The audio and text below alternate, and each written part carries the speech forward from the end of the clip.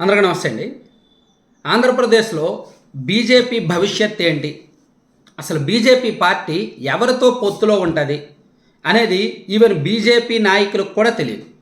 BJP రాష్ట్ర అధ్యక్షురాలికి కూడా clarity లేదు. బీజేపీ రాష్ట్ర స్థాయి నాయకత్వానికి కూడా క్లారిటీ లేదు. అసలు బీజేపీ ఆంధ్రప్రదేశ్ రాష్ట్రంలో టీడీపీ జనసేనతో కలిసి పొత్తు పెట్టుకుంటుందా లేదా? లేదు వైసీపీకి అనుకూలంగా వ్యవహరిస్తుందా?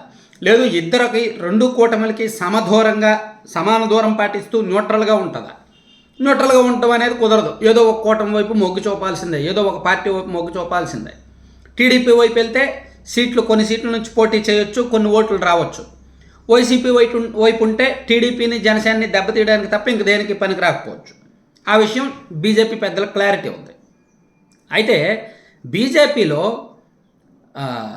ఆంధ్రప్రదేశ్లో టీడీపీ ప్లస్ జనసేనతో పొత్తు పెట్టుకోవాలి అనే డిమాండ్లో ఎక్కువగా వినిపిస్తున్నాయి. ఆంధ్రప్రదేశ్ బీజేపీలో ఉన్న అగ్రనాయకుల్లో ఒక ఇద్దరు ముగ్గురికి తప్ప మిగిలిన వాళ్ళు అందరికీ కూడా టీడీపీ జనసేన కూటమితో పొత్తు పెట్టుకోవాలనే ఉంది.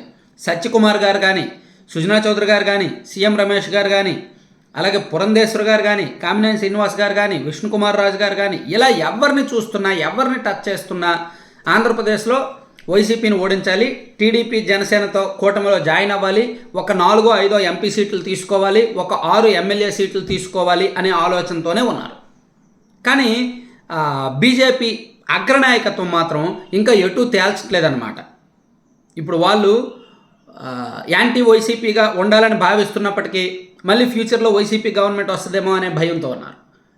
సో టీడీపీ జనసేనతో పొత్తు పెట్టుకోవాలని అనుకున్నప్పటికీ కొన్ని అనుమానాలు ఉన్నాయి. సో మరోవైపు వైసీపీకి పూర్తిగా మద్దతు ఇస్తామంటే యాక్టివ్ పాలిటిక్స్కి దూరంగా ఉండాలి.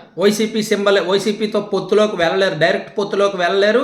వైసీపీతో ఇండైరెక్ట్ పొత్తులో పోటీ చేయలేరు. పోటీ చేస్తే 1% ఓట్లు కూడా రావనే భయం ఉందన్నమాట. సో అందుకే బీజేపీ నాయకత్వం ప్రస్తుతానికి ఉంది. అయితే ఒక కీలకమైన అంశం, ఒక ఆసక్తికరమైన అంశం ఏంటంటే, కొంతమంది బీజేపీ పెద్దల దగ్గర బాగా పలుకుబడి ఉన్న కొంతమంది నాయకులు, ఆంధ్రప్రదేశ్కు చెందిన కొంతమంది నాయకులు బీజేపీ అగ్రనాయకత్వంలో ఢిల్లీలో లాబీయింగ్ చేస్తున్నారు. అమిత్ షా గారి దగ్గర అయితే చేయొచ్చు, కానీ నరేంద్ర మోదీ గారి దగ్గర లాబీయింగ్ అనేది కుదరదు. సో మ్యాక్సిమం అమిత్ షా గారి దగ్గర, జేపీ నడ్డా గారి దగ్గర, ఇంకా కొంతమంది బీజేపీ అగ్రనాయకుల దగ్గర రకరకాల నాయకులతో రకరకాల సోర్సుల ద్వారా కొంతమంది వివిధ రంగాల ప్రముఖుల ద్వారా లాబీయింగ్లు చేస్తున్నారు.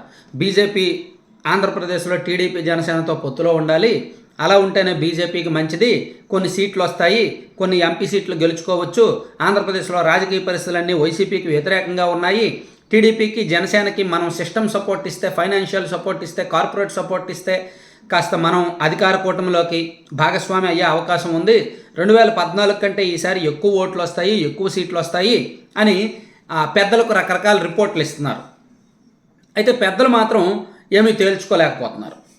మేబీ నేను అనుకోవడం అయితే ఫిబ్రవరి నెలాఖరు వరకు కూడా బీజేపీ అగ్రనాయకత్వం ఎటూ తేల్చరు. ఫిబ్రవరి నెలాఖరులో మాత్రమే వాళ్ళు ఒక క్లారిటీకి అయితే రాగలరు. ఎందుకంటే ఆంధ్రప్రదేశ్లో రాజకీయ పరిణామాలన్నీ కూడా జనవరి నాటికి మారిపోతాయి. ఇక్కడ వైసీపీలో ఎంతమంది బయటకు వెళ్తారు, అసలు ఆంధ్రప్రదేశ్లో కాంగ్రెస్ పార్టీ వేస్తున్న అడుగులేమిటి, షర్మిల గారు పీసీసీ ప్రెసిడెంట్ అయితే వైసీపీని ఎంత మేరకు చేర్చగలరు, అప్పుడు వైసీపీకి ఫ్యూచర్ ఉంటుందా ఉండదా, సో అప్పుడు టీడీపీ జనసేన కూటమి ఎంత బలపడుతుంది, అప్పుడు బీజేపీ సపోర్ట్ ఇస్తే అంటే ఏం లేదు, గెలిచే వాళ్ళకు సపోర్ట్ ఇవ్వాలి. అదే బీజేపీ అగ్రనాయకుల ఆలోచన.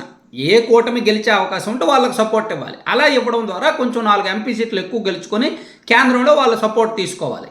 వాళ్ళకి బీజేపీకి ఏముంటుంది, వేరే అప్లికేషన్స్ ఏముండవు, కేంద్రంలో వాళ్ళకి సపోర్ట్ ఇచ్చేవాళ్ళు కావాలి. ఆ సపోర్ట్ కూడా బేషరతుగా ఇవ్వాలి. ఇదిగో మేము మీకు సపోర్ట్ ఇస్తాం, మీరు మాకు ఇది ఇవ్వండి, మేము మీకు సపోర్ట్ ఇస్తాం, మీరు మాకు అది ఇవ్వండి అని అడగకూడదు.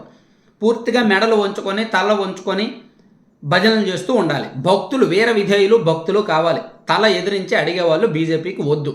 అందుకే వాళ్ళు 1-2 సార్లు ఆలోచిస్తున్నారన్నమాట. Thank you.